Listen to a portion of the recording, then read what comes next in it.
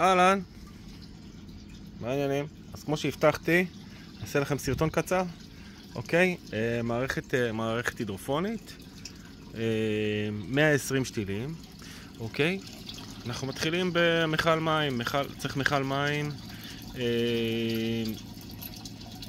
מינימום 50 ליטר, אני שמתי פה 100 ליטר וקברתי אותו בתוך האדמה כדי שיהיה כמה שיותר נמוך. וצריך משאבה קטנה בפנים, עדיף 12 וולט כדי שמכניסים את המים, אין סיכוי להתחשמל. הנה השנאי. ואז יש לי משאבה 12 וולט שמעלה את המים.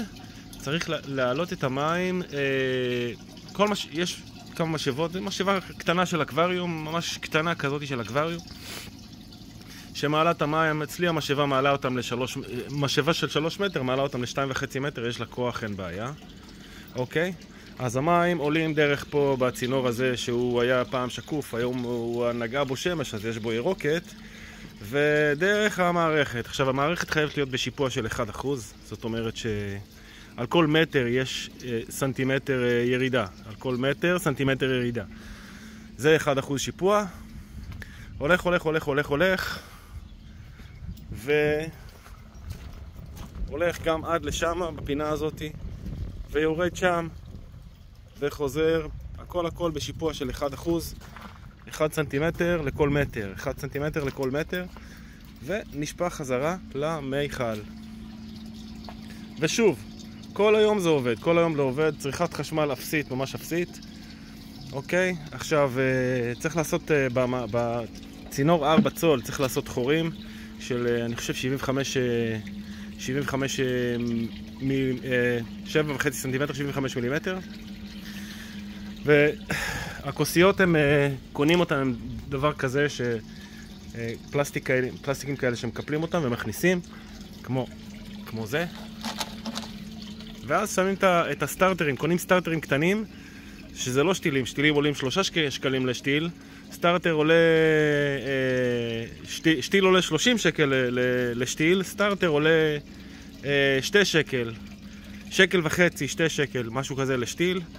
וזה שתילים ממש קטנים, זה השלב אחרי הזרע, קונים את זה מהמשתלה ושותלים אותם. כמובן שיש גם כאלה שלא מצליחים, אבל יש כאלה שכן מצליחים. הנה התות שלנו שצילמתי לכם בבוקר, והנה תותים קטנים שעומדים לפרוח, שזה מצוין. יש לנו פה גם עגבניות וגם מלפפונים שם בהמשך, ויש גם שמתי פה גם רשת הדליה, הרשת הזאת שזה אלי אקספרס, זה יכול לטפס במקום שזה ייפול למטה על הרצפה. נכון קרמבו?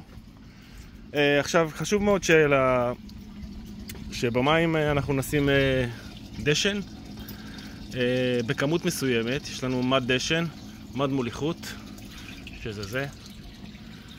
המד מוליכות הוא בעצם מודד את המוליכות בין שתי האלקטרודות האלה, ואומר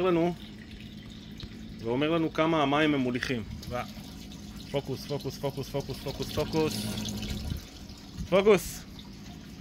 אומר לנו כמה המים הם מוליכים. יופי, סליחה. אוקיי, אז יש לנו דשן שגם קונים אותו, והטיפול הוא פעם ב3, 4, 5 ימים לשים טיפה דשן ולמדוד את המים. אם שמתי יותר מדי אז להוציא מים, בדרך כלל אני לא שם יותר מדי. יש מידות לכל, צריך גם למדוד pH, ולא צריך לחרוג ממה שרצוי. וזהו, ולתת לזה לעבוד לבד. זה עובד לבד וזה עובד טוב. ויש רעש של מים כשאני יושב פה ושותה את הקפה שלי. וצריך גם שמש לפחות 5-6 שעות ביום. וזהו, זה פשוט גודל לבד וזה כיף גדול וזה תענוג. יאללה, בהצלחה לכם, תותים.